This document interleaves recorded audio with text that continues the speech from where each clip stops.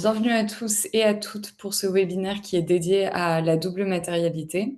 On est ravis de vous accueillir aujourd'hui pour explorer ensemble ce concept clé qu'est la double matérialité. On a un programme riche avec l'intervention d'experts qui vous aideront à comprendre ce qu'est la double matérialité et ce que ça peut vous apporter. Donc, je vais commencer par présenter nos intervenantes du jour, puis je les laisserai commencer cette présentation. Aujourd'hui, on est donc en présence d'Elena Mathias Casacuberta, qui est responsable pédagogique chez Ecolearn. On est également en présence d'Elsa Boniface, qui est directrice associée d'Ici et Demain et qui est également notre partenaire formation à la CSRD. Et enfin, on est aussi en présence de Mylène Boutman-Soudani, qui est responsable du développement des ateliers boîte à impact et des formations intra-entreprises chez Ecolearn. Notre programme, c'est le concept et la théorie de la double matérialité, la méthode et les pratiques. Ensuite, on vous présentera la boîte à impact, qui est un outil pour sensibiliser et amorcer la double matérialité. Et pour aller plus loin, on va également vous présenter des outils et solutions pour maîtriser la CSRD. Et comme je vous le disais, on aura un temps de questions-réponses à la fin de ce webinaire. Donc n'hésitez pas, si vous avez des questions, à les poser dans le chat et on essaiera de répondre à un maximum de ces questions. Elsa, c'est à toi. Merci Clémence. Bonjour à tous, je suis ravie d'avoir été invitée par Ecolearn à vous parler de double matérialité. Avant de plonger dans le concept et dans les aspects théoriques, je vais me présenter. Pour ceux qui ne me connaissent pas, je suis donc la cofondatrice avec Pauline Rouleau du cabinet Ici et Demain, qui est un cabinet dédié à l'ESG et la RSE. On accompagne les entreprises dans la définition de leur stratégie et démarche de durabilité, dans la préparation des informations réglementaires de durabilité, ce qu'on appelle aujourd'hui les rapports de durabilité introduits par la CSRD, et on accompagne aussi les entreprises à la conduite du changement qui est nécessaire pour la mise en œuvre de la transformation des modèles et la mise en œuvre de pratiques plus résilientes et plus responsables. Pour ma part, ça fait 25 ans que j'accompagne les entreprises sur les sujets ESG, presque 25 ans. Le concept de matérialité n'est pas du tout nouveau, mais il a été clarifié par la CSRD et réintitulé double matérialité.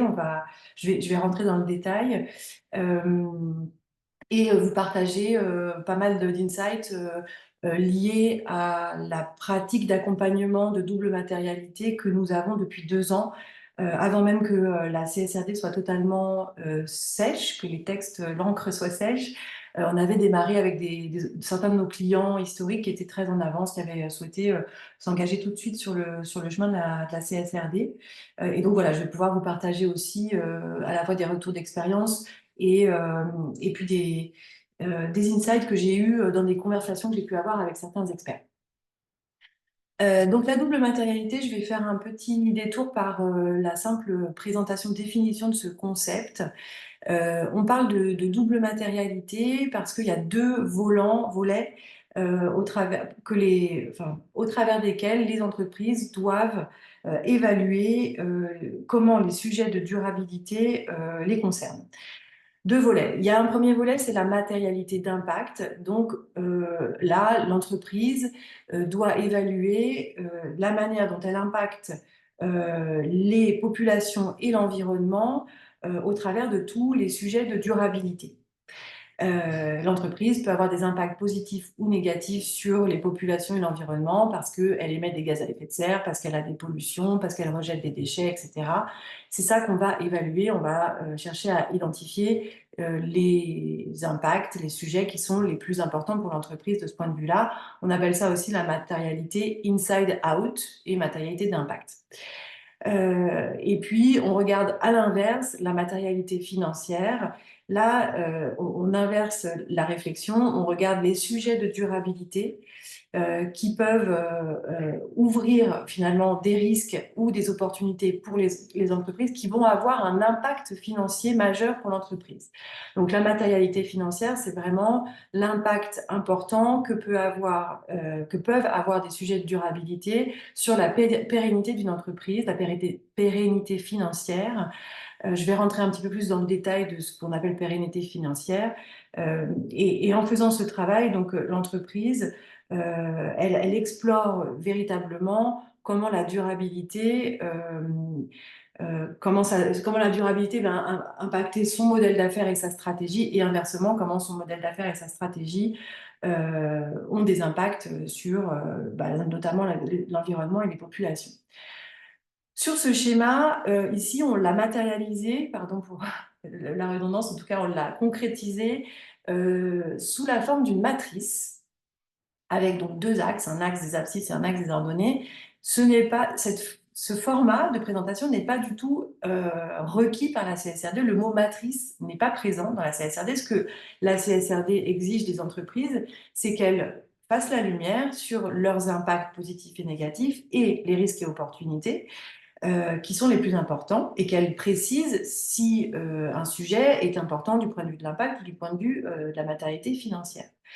Ce qui est nouveau par rapport à ce qu'on pratiquait auparavant, alors auparavant les analyses de matérialité, souvent les axes c'était l'importance pour l'entreprise d'un sujet et l'importance pour ses parties prenantes. On n'était pas tout à fait sur la même façon d'envisager les choses, et puis surtout on se disait les sujets qui sont matériels, c'est ceux qui sont importants sur les deux axes, ça veut dire en gros le carré en haut à droite, ou les quatre carrés en haut à droite. Aujourd'hui, ce qui est matériel, c'est tout ce qui peut être matériel du point de vue de la matérialité d'impact, donc tout ce qui est horizontal en haut, et tout ce qui est important du point de vue de la matérialité financière, c'est-à-dire tout ce qui est verticalement à droite. On dit aussi aujourd'hui que, ou plutôt les textes disent que l'analyse de matérialité, c'est le point d'entrée clé dans la CSRD.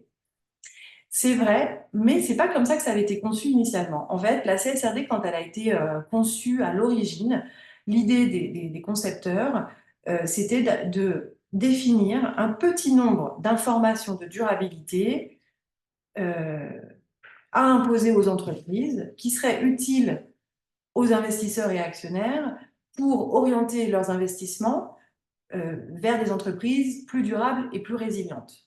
Puisque, vous savez, la CSRD, son objectif, c'est de créer un langage commun d'un niveau de fiabilité équivalent à celui du langage financier, donc faire en sorte que les informations financières qui sont publiées par les entreprises soient de la même qualité et de la même fiabilité que les informations financières, dans l'idée que cet ensemble de reporting, que ce soit les informations extra-financières ou les informations financières, constitue un reporting de durabilité qui permette aux investisseurs et à l'économie européenne de se développer dans un schéma beaucoup plus résilient et beaucoup plus durable en permettant aux investisseurs de orienter massivement les investissements vers des activités plus vertes. Donc, je reviens, l'idée de départ, c'était d'avoir un petit nombre d'informations imposées aux entreprises en matière de durabilité pour pouvoir justement aiguiller les investissements vers plus de durabilité. Seulement, l'Europe étant un continent démocratique et la Commission européenne étant une instance démocratique, les travaux ont été élaborés en consultant toutes les parties prenantes intéressées, donc les entreprises, les fédérations, les parties prenantes, les ONG, les syndicats, etc. Et donc chacun a ajouté des éléments de volets d'informations à investiguer par l'entreprise ou à imposer aux entreprises comme étant des informations qui doivent être publiées. C'est pour ça qu'on s'est retrouvé avec un texte de 300 pages. Et donc, on a ajouté l'analyse de double matérialité pour ajouter un filtre et ne pas imposer 300 pages et 1200 points de données à toutes les entreprises, mais bien de leur demander de nous donner des informations selon la règle qui est imposée par la norme sur les sujets qui sont importants, qui sont matériels. Donc en fait, on a rajouté cette couche d'analyse de double matérialité pour circonscrire les informations, la quantité d'informations exigées des entreprises. Cette analyse de double matérialité, ce que la CSRD impose, c'est qu'elle soit réalisée par les entreprises sur l'ensemble de la chaîne de valeur. C'est un point qui ouvre une grande difficulté parce qu'on a des entreprises, par exemple des entreprises de services, je pense à des assurances qui vont avoir dans leurs clients toute l'économie, tous les pans de l'économie, et qui ne peuvent pas décemment intégrer dans leur analyse dans leur matérialité propre tous les enjeux matériels de tous les secteurs d'activité qu'elles assurent. Donc, ça apporte quand même une certaine complexité. Et inversement, pour une entreprise industrielle, il peut être très difficile d'aller dans un très grand niveau de profondeur de sa chaîne de valeur amont ou même aval. On vend parfois des processeurs sans savoir finalement dans quels ordinateurs ou voitures ils vont se retrouver. Donc, c'est compliqué. Et quand on discute, j'ai discuté récemment, et je vais vous en reparler, avec Éric Duvaux, qui est directeur des normes de durabilité à l'autorité des normes comptables, donc un des co-auteurs initiaux de la CSRD. Il m'a rappelé que dans un premier temps, faire un travail déjà de connaissance de sa chaîne de valeur et éventuellement d'approfondissement sur les premiers rangs, c'est important. D'aller chercher des informations sur les premiers rangs, ça peut être utile pour comprendre les sujets matériels. Mais on n'est pas en train de de rentrer dans un très très grand niveau de détail pour tous les éléments de toute la chaîne de valeur. Clémence, on peut passer à la suite, s'il te plaît. Alors, je rentre un peu dans le détail de la matérialité d'impact. En gros, ce que je veux vous dire dans cette page-là, c'est que si on suit les exigences de la CSRD, il faut considérer les impacts positifs et négatifs, réels et potentiels. Et pour évaluer leur matérialité, on doit regarder leur gravité selon 3 indicateurs qui sont l'ampleur, l'étendue et le caractère rémédiable ou non de l'impact. Il y a une subtilité qui est que si dans l'analyse on met en évidence un impact négatif potentiel sur les droits humains, alors la gravité de l'impact va primer sur la probabilité, c'est-à-dire que même si c'est très peu probable, on va considérer que c'est matériel parce que les droits humains sont en jeu. Et donc, ce travail doit être fait sur en gros, le périmètre de consolidation de l'entreprise et toutes ses relations commerciales en amont et en aval, à court, moyen et long terme. Donc, dans la CSRD, quand on lit stricto sensu les textes, on a un très grand niveau, enfin un très grand nombre de facettes d'informations à traiter pour chaque sujet de durabilité pour l'entreprise. Sur la slide suivante, Clémence, on va avoir la matérialité financière.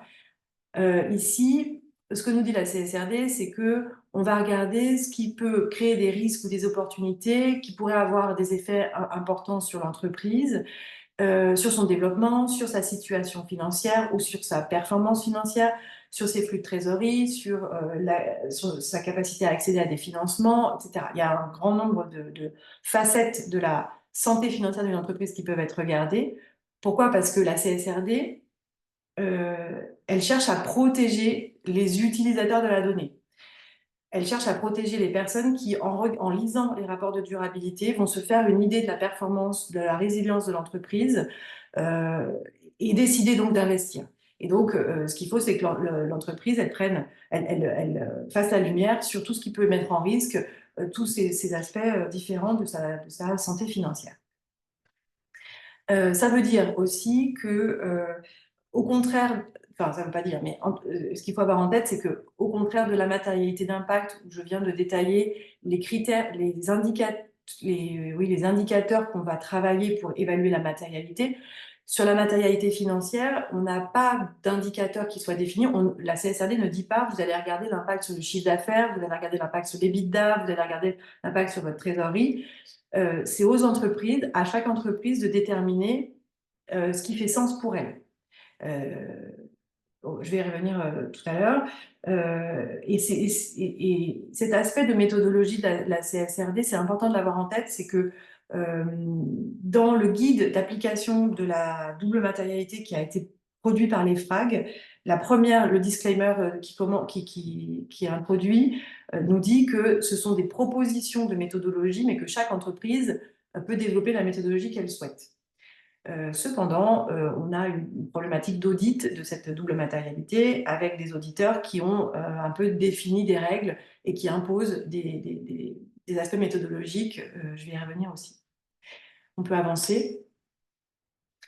Ce qu'il faut avoir en tête, c'est que la CSRD, une des rares choses qu'elle impose par rapport à cette double matérialité, c'est de mettre au travail, de se mettre au travail sur les 87 sujets, sous-sujets et sous-sous-sujets du fameux AR16 de l'ESRS 1, qui en fait essaye de couvrir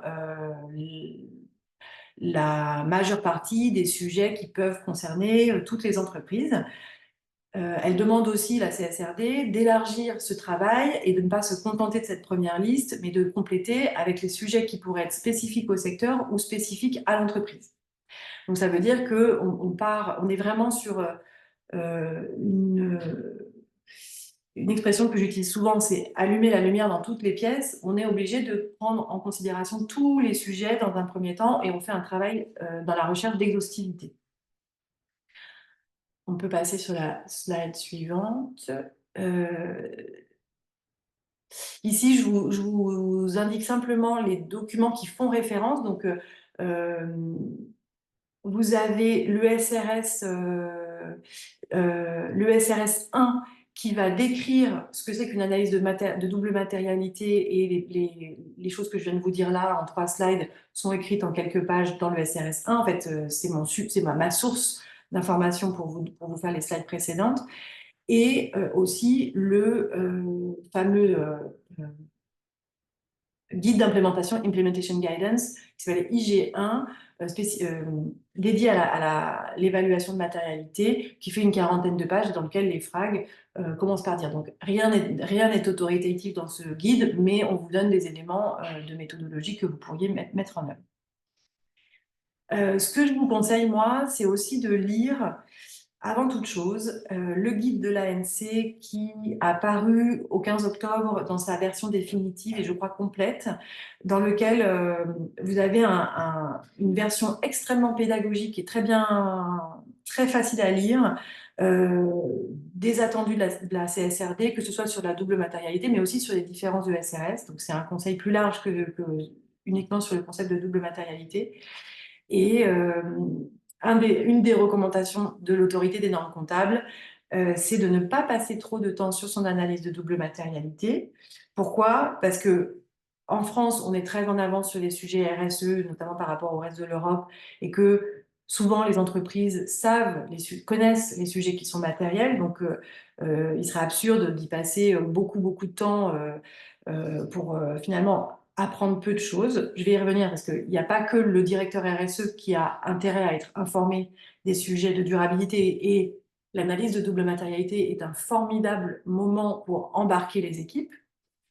Mais toujours est-il que voilà, il y a quand même un appel à la modération sur ce travail de double matérialité de la part de l'ANC, d'autant plus que sont au travail les normes sectorielles qui vont définir les sujets qui sont matériels secteur par secteur. Donc, d'une certaine manière, une entreprise, elle aura déjà une espèce de base des sujets matériels qui s'imposent à elle. Elle complétera avec les sujets qui lui sont spécifiques, mais finalement, l'analyse de double matérialité très approfondie va avoir moins de sens dans 2 ans quand on aura les normes sectorielles qui auront été adoptées. Toujours est-il qu'aujourd'hui, si vous êtes soumis à la CSRD ou si vous accompagnez des entreprises qui sont soumises à la CSRD, il faut mettre en œuvre cette analyse de double matérialité. Je vais vous présenter la méthode, tu peux passer sur la slide suivante, qu'on met en œuvre chez Ici et Demain.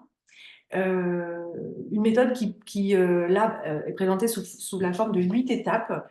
Ça peut paraître long. En fait, l'étape principale, c'est l'étape 6, où on va faire cette fameuse cotation des IRO pour impact, risque et opportunité. C'est là le cœur de l'analyse de matérialité. On aura préalablement défini ces impacts, ces risques et ces opportunités, et on va en coter la matérialité pour faire émerger ceux qui sont les plus importants, qu'il faut mettre au travail ça va définir les sujets qui seront dans le rapport de durabilité et ça va définir également les sujets qui vont devoir être travaillés dans des feuilles de route ou dans des plans d'action de l'entreprise pour transformer les pratiques et véritablement réduire les impacts, maîtriser les risques et saisir les opportunités. Donc pour pouvoir faire cette étape 6, on a toute une série d'étapes de préparation. Je vous fais, je vous fais grâce de l'étape de kick-off ou de lancement d'une mission quand on est, que ce soit un projet interne ou que ce soit une mission qui est pilotée par un consultant externe, il y a toujours un lancement. Je vous en fais grâce, mais en fait, c'est quand même important puisqu'il faut définir la gouvernance du projet.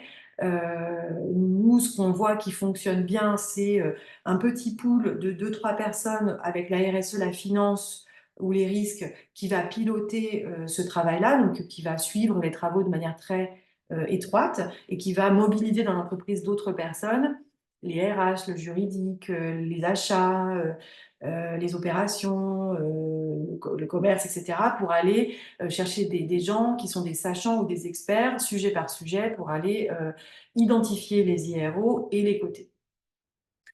Ça, c'est le kick-off et la gouvernance. Et puis évidemment, le COMEX où les décideurs sont sollicités en fonction de la culture de l'entreprise, de sa maturité, de plein de choses. Ces gens-là, ils sont peu ou beaucoup sollicités, peu au début et à la fin pour valider la méthode, éventuellement valider la méthode de cotation aussi, et à la fin pour valider les résultats, ou beaucoup parce qu'on peut considérer aussi qu'il y a des entreprises, notamment des ETI de taille moyenne, de petite taille, où ce sont les tâchants, en fait, les membres du CODIR ou du COMEX, et donc c'est avec eux qu'on va faire le travail. La première étape, c'est ensuite une revue documentaire pour mettre à plat le modèle d'affaires de l'entreprise et sa chaîne de valeur. Parce que, comme on a dit, l'analyse de double matérialité, elle doit se faire sur la chaîne de valeur. Donc, il faut décrire cette chaîne de valeur et identifier où, dans la chaîne de valeur de l'entreprise et dans son modèle d'affaires, elle est dépendante de certaines ressources, que ce soit des ressources matérielles ou humaines, et où sont identifier les zones où il va y avoir plus d'impact, plus de risques, etc. Enfin, surtout plus d'impact. Et donc, pourquoi revue documentaire? Parce que dans l'entreprise, il peut y avoir des cartographies qui ont déjà été faites dans la relation avec les fournisseurs, il peut y avoir un modèle d'affaires qui est déjà décrit, on va collecter toute la documentation qu'on peut avoir autour des sujets de durabilité déjà traités par l'entreprise.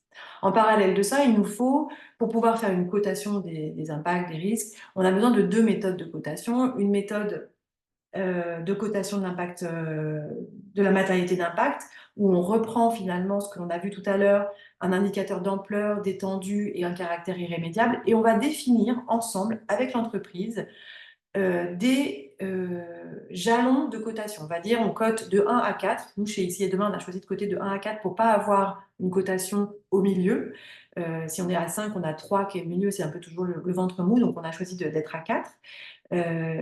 Et donc, il faut qu'on définisse des repères de cotation. Qu'est-ce qu'on va coter comme un impact qui est faiblement matériel à 1 et qu'est-ce qu'on va coter comme un impact qui est critique à 4. On fait cette définition ensemble. Nous, évidemment, on a des propositions à faire et puis on va les adapter à chaque entreprise. Et on peut parfois avoir plusieurs indicateurs si d'un sujet à l'autre, ce sont des repères qui sont différents qui vont aider les gens à faire la cotation. Et la cotation de la matérialité financière, si ça existe, on va s'appuyer sur la méthode de cotation qui est utilisée par la direction des risques pour faire la cotation dans la cartographie des risques du groupe.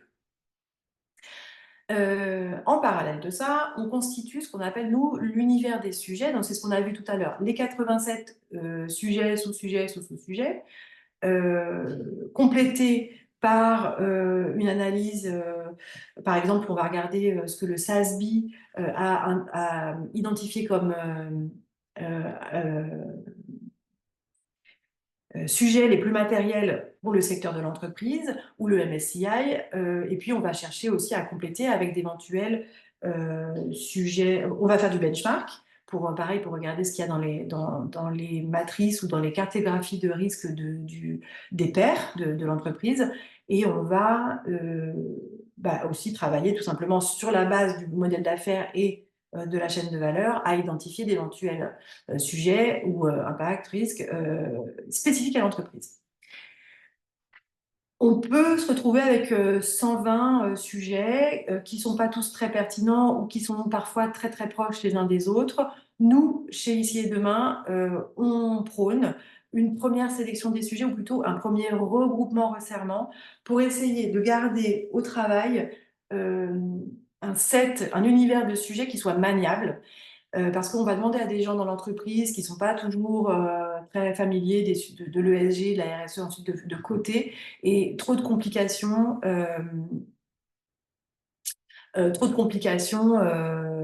pour des gens qui ne sont pas des experts de la RSE. Et même pour nous, enfin, moi la première qui fait ça depuis très longtemps, il peut y avoir parfois, quand on se retrouve à côté sur un rang de 1 à 4, sur le court, le moyen, long terme, l'étendue, l'ampleur, la rémédiabilité, des sujets qui sont en fait très très proches, santé, sécurité, avec bien-être au travail, ça peut être des choses très différentes dans une entreprise, mais ça peut aussi être des choses très très proches dans une entreprise de service. Et ça n'aura pas de sens de faire le découpage de tout.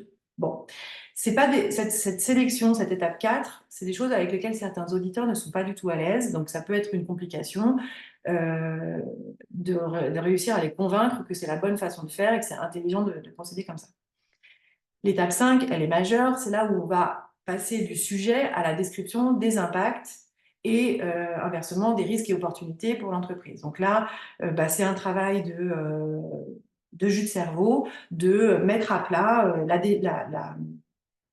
la description des impacts. On utilise aussi évidemment, par exemple, un bilan carbone qui va nous renseigner sur les impacts et là où c'est le plus important, les postes d'émission, d'éventuelles cartographies thématiques qui ont pu être faites, des ACV, etc. On documente au maximum ce qu'on peut avoir avec de la documentation sectorielle si ça existe, etc. Et tout ça donc, est agrégé dans ce que nous on appelle un guide de cotation où donc les sujets sont décrits sous la forme d'impact, de risque et d'opportunité. La méthode de cotation est très clairement présentée avec des critères pour coter 1, 2, 3, 4. Et c'est là qu'on fait la cotation des zeros. Donc, on le fait avec l'entreprise, en mobilisant dans l'entreprise les personnes les plus sachantes, thématique par thématique. Donc, la RH sur les sujets sociaux, les personnes en relation avec les achats les personnes des achats qui sont en relation avec les fournisseurs, etc. Donc, les bonnes personnes. On utilise, nous, assez peu le questionnaire de parties prenantes parce qu'on estime qu'il est plus intéressant de solliciter un petit nombre de personnes sachantes qu'un grand nombre de personnes éloignées qui n'ont pas forcément une grande connaissance de la chaîne de valeur et du modèle d'affaires de l'entreprise ou une connaissance partielle des sujets. Donc, les parties prenantes externes, on va aller chercher des experts pour aller apporter de la connaissance et aider à la description des zeros si c'est nécessaire. L'étape 7, elle consiste, c'est plus une étape un peu optionnelle ou en couche supplémentaire.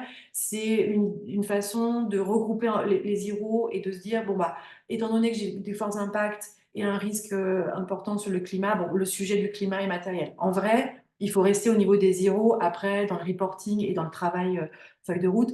Mais d'un point de vue de la communication en interne, en externe, ça peut parfois être plus simple de regrouper les choses par sujet. Et donc de le faire de manière un peu méthodologique en faisant remonter la cotation des zeros au niveau des sujets.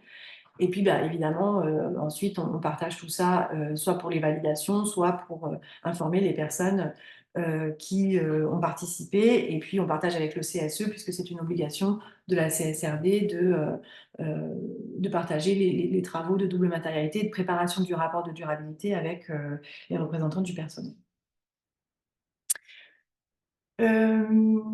Qu'est-ce que j'ai mis dans la slide suivante, Clémence? Ah oui, ce que je voulais vous dire, oui, il faut garder en tête, quand on fait cette analyse de double matérialité, vous avez vu, on va se retrouver avec, comme dit mon associé, des fichiers Excel de 4 mètres par 3, parce qu'on a un grand nombre de sujets, un grand nombre d'indicateurs pour les côtés.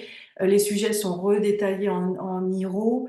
Ça peut être vite très compliqué. Donc, gardez de temps en temps, faites un peu des allers-retours entre le détail et une hauteur de vue. Ce qu'il faut, c'est identifier les sujets de durabilité qui sont importants pour, in fine, apporter des informations pertinentes aux utilisateurs de la donnée, les investisseurs et les actionnaires qui vont choisir d'investir dans l'entreprise.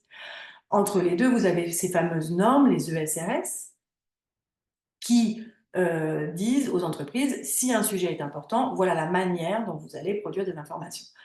Ce que dit la CSRD, elle n'impose nullement et nulle part de coter systématiquement tous les IRO, mais les auditeurs ont, depuis 6-8 mois, imposé cette pratique comme étant la pratique de place. Donc, on ne peut pas se passer aujourd'hui de faire ce travail de cotation au niveau des IRO. Mais gardez en tête que ce qui compte, c'est de rendre compte de ce qui compte, de ce qui importe vraiment.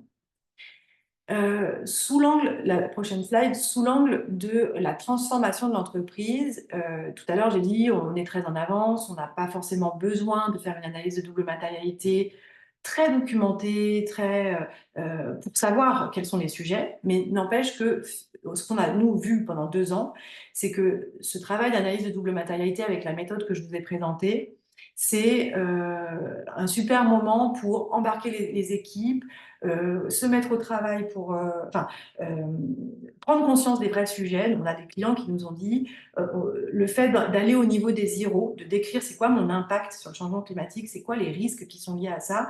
J'arrête de parler de changement climatique sans savoir vraiment de quoi je parle. Et là, vraiment, je fais la lumière sur le sujet.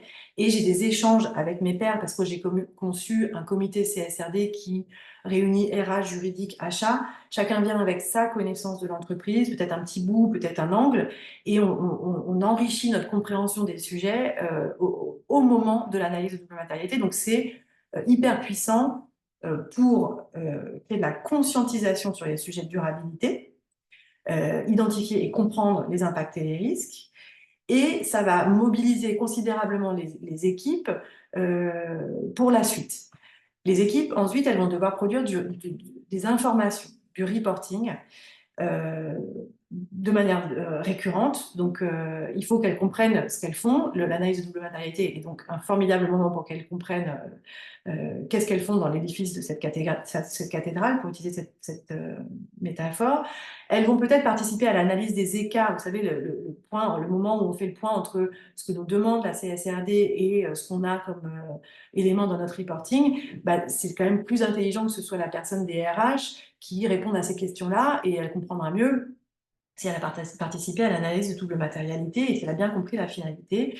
Et évidemment, si vous aboutissez, ce qu'on espère, à des feuilles de route et des plans de transformation de l'entreprise, bah, ces gens-là qui ont participé, qui ont compris tout l'esprit, vont être beaucoup plus mobilisés dans le changement des pratiques.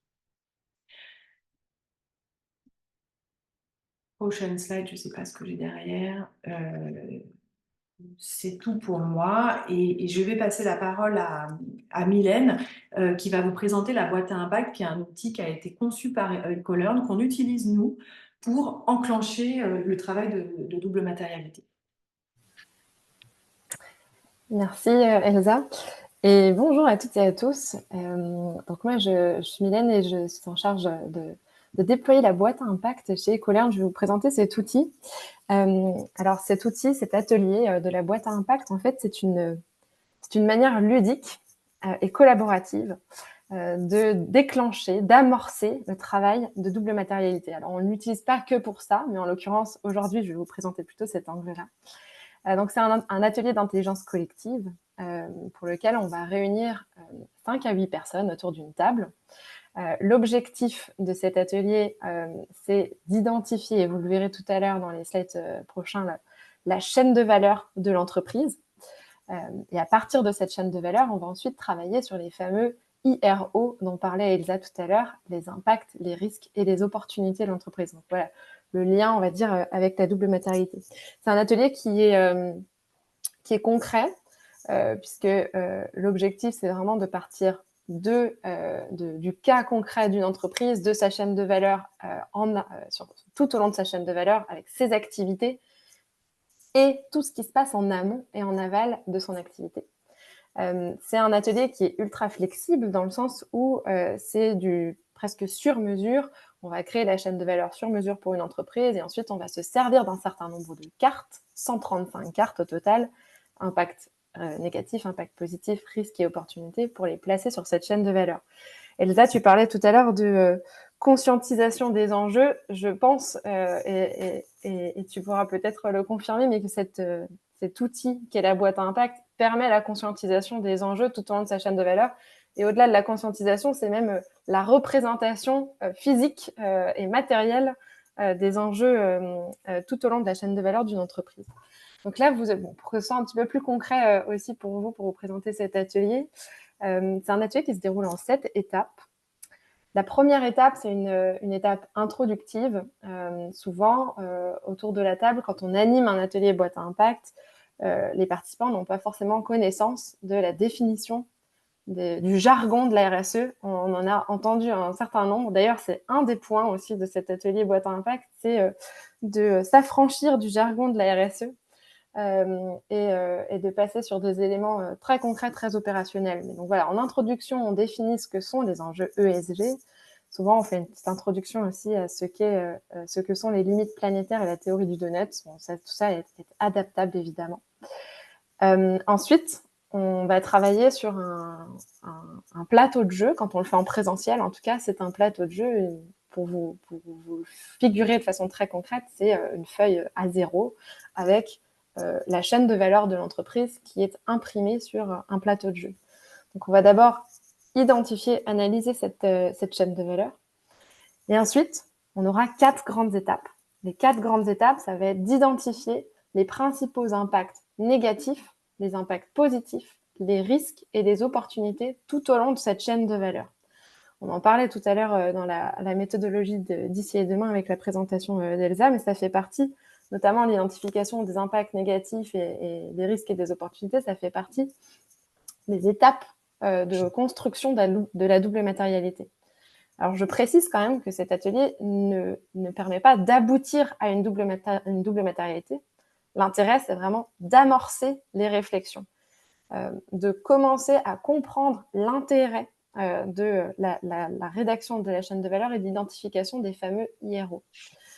Donc voilà, on a ces 4 étapes où les participants autour de la table vont disposer des cartes. Alors, pour vous donner des exemples concrets, des impacts négatifs, ça peut être par exemple la pollution de l'eau. À quelle étape dans notre chaîne de valeur on a un impact négatif de pollution des eaux, par exemple.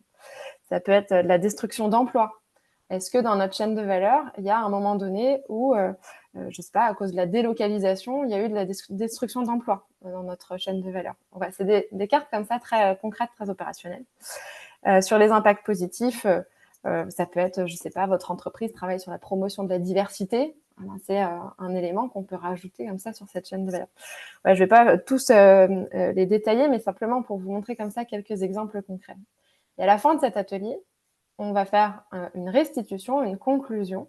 Et dans certains cas, quand on a le temps, on peut aussi animer en fait des ateliers complémentaires, des sortes de variantes à l'atelier qui permettent notamment, quelque chose qu'on aime beaucoup animer de notre côté, c'est des ateliers plans d'action. De façon opérationnelle, concrète, comment est-ce que je vais pouvoir mettre en place des actions concrètes qui vont permettre de réduire mes impacts négatifs, maximiser mes impacts positifs, me prémunir contre des potentiels risques. Donc voilà, ça peut être des variantes qui sont possibles à cet atelier boîte à impact. Clémence, tu peux passer à la slide suivante. Donc, il faut vraiment le voir, l'atelier boîte à impact, comme un outil. Alors, techniquement, ça ressemble un peu à ce que vous pouvez connaître de la fresque du climat, par exemple. Physiquement, en tout cas, ça y ressemble.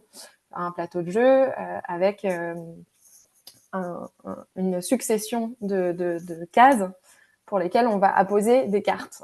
Donc, ouais, c'est similaire dans sa représentation à la fresque du climat. Après, la façon de le déployer est un peu différente, puisque pour faire une animation de boîte à impact, dans un premier temps, on va préparer l'atelier. Et quand on prépare l'atelier, là, objectivement, on est sur plutôt une étape de conseil où on va créer la chaîne de valeur d'une entreprise. La création de la chaîne de valeur d'une entreprise, c'est une étape qui est clé et qui est très complexe en fait à réaliser. Donc, en amont de l'atelier boîte à impact, on travaille d'abord sur la création de la chaîne de valeur de l'entreprise et sur une première analyse, une première présélection des cartes IRO, impact, risque, opportunité. Ça, c'est l'amont, préparation de l'atelier en amont. Et ensuite, au moment de l'animation de l'atelier, alors déjà pour que vous soyez informés, ça peut être un atelier qui se fait en présentiel ou en distanciel. En présentiel, avec un plateau de jeu, avec des cartes physiques, en distanciel sur des tableaux type Miro, Klaxoon, etc. C'est un atelier qui dure 1h30 au minimum. Ça peut durer jusqu'à 3 heures, même plus. En fait, tout dépend ce qu'on veut creuser comme point. Mais faut compter un minimum d'1h30 d'atelier. Autour de la table, on compte 5 à 8 participants pour que tout le monde puisse interagir. Et d'ailleurs, parmi les participants, souvent, cet atelier s'adresse ça peut être à des codires, des COMEX, quand on a envie de prendre de la hauteur sur ces sujets. Ça peut être avec des équipes métiers. On a souvent des équipes d'acheteurs, par exemple, qui travaillent avec cet atelier-là pour vraiment identifier physiquement les étapes de la chaîne de valeur de l'entreprise.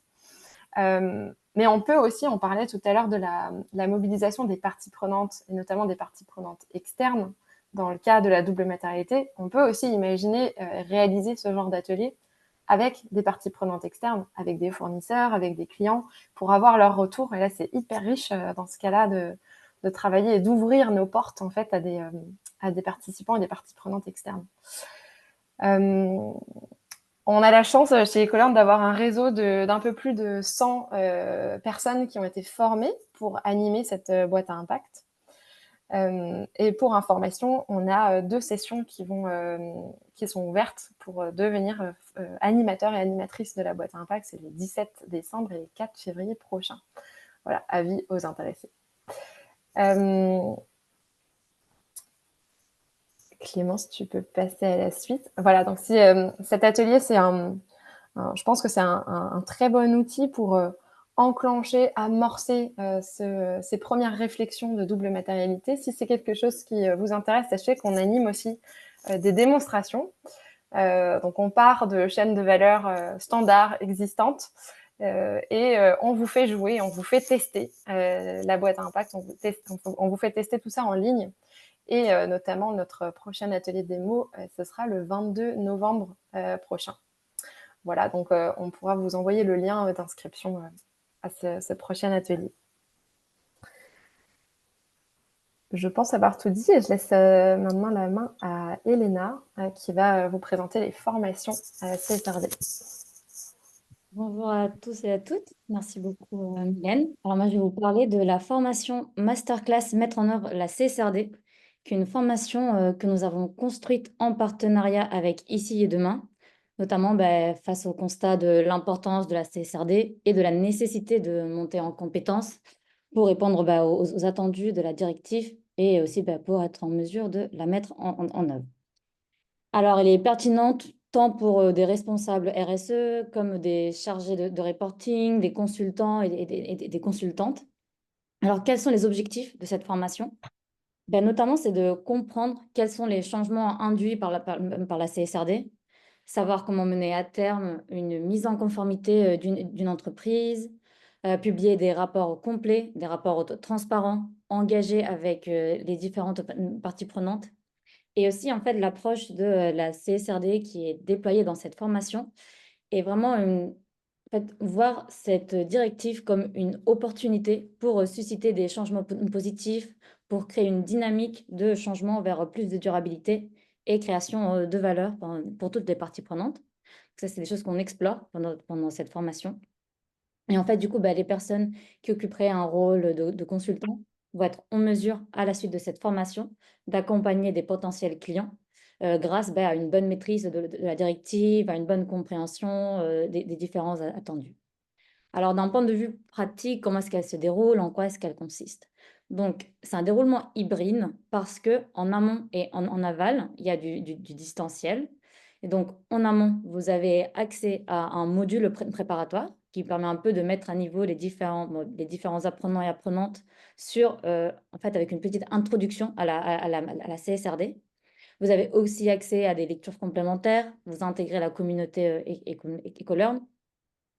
Et il y a Ici et Demain qui a préparé un questionnaire de niveau qui permet justement de prendre en compte quel est le niveau de connaissance préalable de l'ensemble des apprenants et des apprenantes dans la formation, et donc d'être sûr que le niveau correspond bien. Et donc, la formation en tant que telle, en quoi est-ce que ça consiste? Ici, vous avez les différentes thématiques qui sont couvertes pendant les 3 journées complètes de formation, qui sont, en fait, il y a 2 journées, puis 1 semaine et puis une dernière journée. Et donc, il y a différentes thématiques qui sont abordées et il y a beaucoup, en fait, on prend en compte cette idée de opérationnalité, de sortir avec différents outils, d'être en mesure d'appliquer ce qu'on a appris. Donc, on fait bien attention à avoir, il y a des exercices d'application, que ce soit plus pour tester la compréhension, comme synthétiser les attendus des ESRS, très important pour communiquer avec des potentiels clients, comme en fait, justement, il y a un exercice autour de l'analyse de double matérialité, d'identifier qu'est-ce qu'un bon indicateur, comment est-ce qu'on fiabilise une information ESG. Et tout cela est enrichi par le témoignage de professionnels, des retours d'expérience, en fait, justement pour bien comprendre comment bien mener à terme une mise en œuvre de la CSRD par différentes entreprises et professionnels qui l'ont déjà fait. Et après, une fois que vous avez fait ces 3 journées de formation, il y a une session en ligne, environ, quelques mois après la formation, et c'est une heure et demie où, vous échangez avec Ici et Demain pour répondre aux différentes questions, de post-formation que vous pouvez avoir, discuter des textes réglementaires, un peu parler, de tous les défis que vous avez pu rencontrer lors de, dans la planification d'une mise en conformité de la CSRD. Donc c'est pour ça qu'on parle de formation hybride, parce qu'il y a un accompagnement avant, un accompagnement après, pour vous aider à cela. Et donc, les prochaines sessions de ces formations, il y en a une en décembre qui arrive, ici, début décembre, mais on a aussi en mars, et on a aussi en juin. C'est environ tous les 3 mois. Et donc, de toute façon, vous allez recevoir un mail avec le programme, plus d'informations. Si vous êtes intéressé, vous pouvez aussi aller sur notre site web pour en apprendre plus. Là, du coup, je vais repasser la main à Elsa. Ouais. Merci beaucoup. Merci. Merci. Excusez-moi, j'étais en train de répondre à des questions qu'il y a dans le Q&R. Un autre outil, bon, vous avez compris, Ici et Demain, on est un cabinet de conseil, on accompagne des entreprises dans leurs analyses de double matérialité. On le fait sous la forme d'accompagnement individuel classique que je vous ai décrit tout à l'heure. On a aussi créé ce qu'on a appelé le bootcamp de la CSRD. L'idée, là, on peut passer sur la slide suivante, c'est de constituer une classe d'une dizaine de TI, mais ça peut commencer à 4 par exemple, dans lesquelles donc une classe qu'on va réunir et on va leur faire suivre un programme qui leur permette de réaliser leur analyse de double matérialité, puis de décrypter les ESRS, puis de construire leur rapport de durabilité en animant des temps de travail tous les 2 ou 3 semaines en fonction de où on en est dans les différents modules. Ça permet donc de donner du tempo, une dynamique dans le travail. Nous, ce qu'on fait, c'est que on anime des demi-journées où on a des binômes pour chaque entreprise. La personne qui est en charge de la RSE, le plus souvent, est une personne à la finance, par exemple, ou au risque. Un binôme par entreprise se réunissent. Alors, ça peut être en présentiel ou à distance. Quand c'est en présentiel, on se réunit tous ensemble, on passe 1 heure sur des aspects méthodologiques et d'inspiration benchmark pour l'étape à laquelle on est par rapport aux 8 étapes que je vous ai présentées tout à l'heure. Et ensuite, les binômes se mettent au travail pour démarrer. Et évidemment, la séance d'après, on partage les difficultés qu'on a pu avoir, l'avancement où on en est, et on enclenche l'étape d'après. Entre les deux, les équipes d'Ici et Demain sont disponibles pour répondre aux questions, débloquer des points difficiles, aller creuser certains sujets, etc. Voilà, donc ça permet en fait donc la contrainte, c'est qu'il y a un timing qui est imposé à tout le monde pour qu'une classe puisse vivre en tant que classe. L'avantage, c'est qu'on bénéficie des retours des pairs et des échanges, des difficultés. Et la dernière fois qu'on a animé un atelier, il y a eu des échanges très riches sur la gouvernance des entreprises et les implications que ça pouvait avoir dans leur organisation, les moyens qu'elles se donnaient sur la CSRD. Et dans la slide d'après, vous avez le descriptif des différents modules que je vous ai donné tout à l'heure. Donc, l'analyse, on commence par l'analyse de double matérialité. Ensuite, on fait des sessions d'1h30 à distanciel où on a 11 standards. On prend 1h30 par standard pour vous présenter les attendus du standard et les pratiques des entreprises à ce jour en matière de reporting pour vous inspirer, vous aider dans votre reporting. Comment on fait une analyse des écarts et comment on met en place un reporting chiffré et on travaille son rapport de durabilité. Ça, évidemment, étant donné que c'est une classe multi-entreprise, c'est des tarifs qui sont beaucoup plus intéressants qu'un accompagnement individuel. Je ne sais pas si on a du temps pour des questions-réponses. Est-ce que d'abord on finit les slides et puis on fait après les questions-réponses? C'était ta dernière slide, donc à moins que tu aies d'autres choses à rajouter, vous aviez, je crois, il y a des slides après sur nos actus. Et voilà, là, ici, vous avez tous les liens pour nous suivre sur LinkedIn. Écoutez le podcast CSRD Stories, où notamment j'ai interviewé Éric Duvaux, donc l'autorité des normes comptables. C'est vraiment extrêmement éclairant sur la CSRD, son esprit de départ et comment il faut l'aborder pour que ce soit un outil transformant et non pas un outil de conformité. On a des newsletters et on a fait des études aussi que vous pourrez trouver sur notre site. J'ai vu quelques questions, alors je voulais y répondre. Il y a plusieurs personnes qui se sont insurgées par rapport au fait que j'ai dit que les parties prenantes n'étaient pas indispensables. C'est peut-être un peu un raccourci. Les parties prenantes de l'entreprise, le dialogue avec les parties prenantes, c'est quelque chose qui se fait de manière permanente dans l'entreprise. Les achats sont en permanence en contact avec les fournisseurs. Beaucoup de gens d'entreprise sont en permanence en contact avec les clients.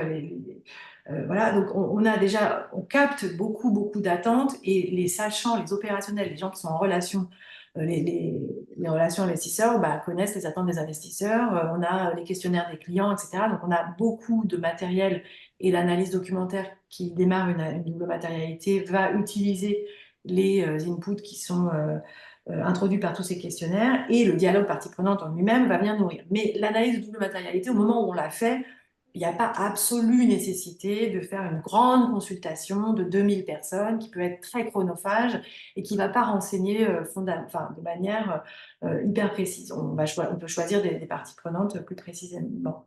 En tout cas, c'est notre point de vue.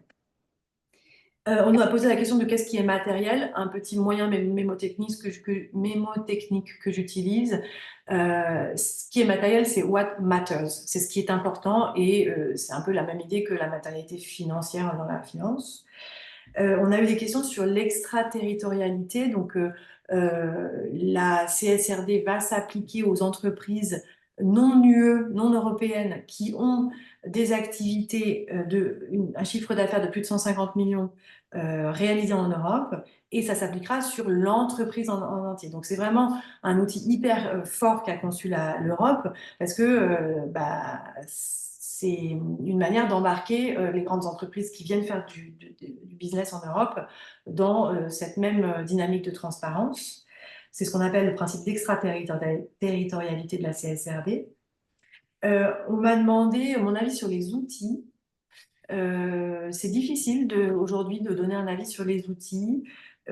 J'ai eu l'opportunité de rencontrer une personne qui avait fait un benchmark pour choisir un outil, qui avait fait un large benchmark de toutes les fonctionnalités, de tous les périmètres qui étaient couverts, etc., par les différents outils. Et je lui ai dit, c'est génial, il faut que tu viennes présenter ça dans la formation masterclass. Et il m'a dit, c'était il y a 6 mois.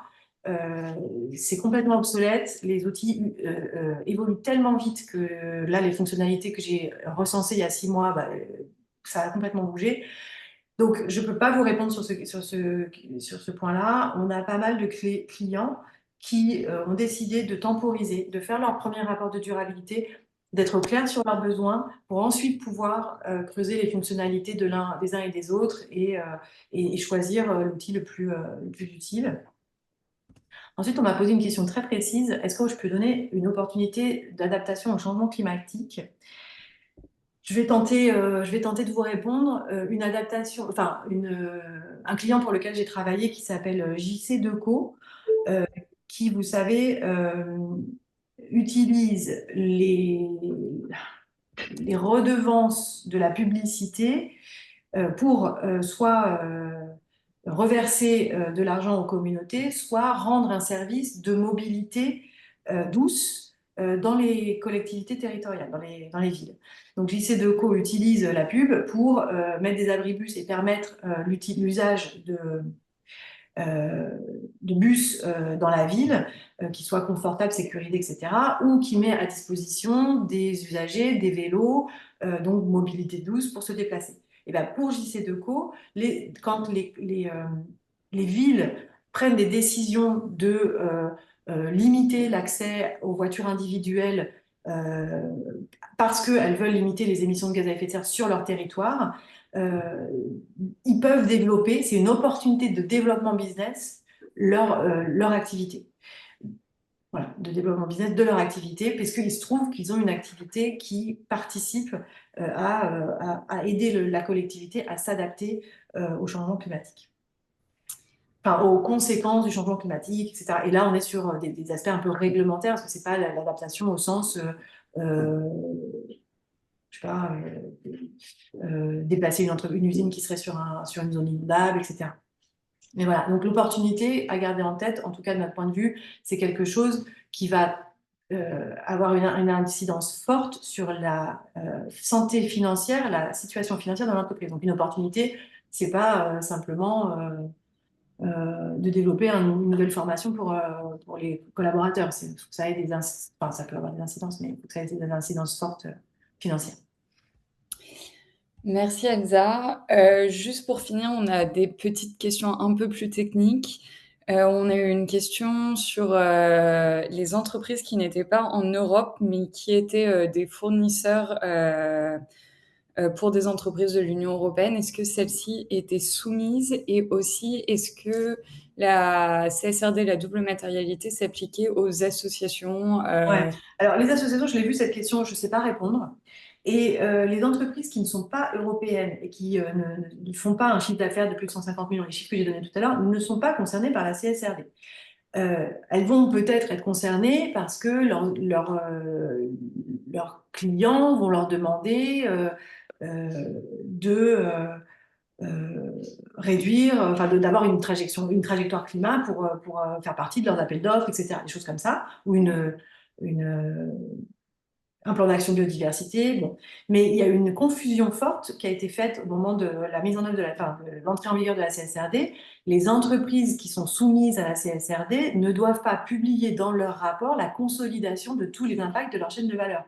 Elles doivent faire l'analyse de matérialité sur la chaîne de valeur pour savoir qu'à cet endroit-là, il y a des risques des droits de l'homme et qu'ils doivent être mis au travail pour soit sortir de ces entreprises, soit sortir de ce secteur, arrêter d'être en relation avec ce point chaud de la chaîne de valeur qui met en péril les droits de l'homme, mais elles ne doivent pas reporter des indicateurs qui seraient remontés par tous leurs fournisseurs. Ça, c'est une interprétation qui est erronée de la CSRD. Ok, merci beaucoup. Bon, bah, il est 12h30, ce webinaire est donc terminé. Merci à Elsa, merci Mylène et Elena de vos présentations. Je le rappelle, donc on envoie comme à chaque fois un mail avec le replay, des références et les slides de ce webinaire que vous recevrez donc courant de la semaine prochaine. En attendant, si vous avez encore besoin d'infos, vous pouvez vous inscrire à notre newsletter et découvrir notre communauté. Encore merci à tous pour votre participation et très bonne journée. Merci beaucoup, à bientôt. Merci à tous. Merci, au revoir. Au revoir.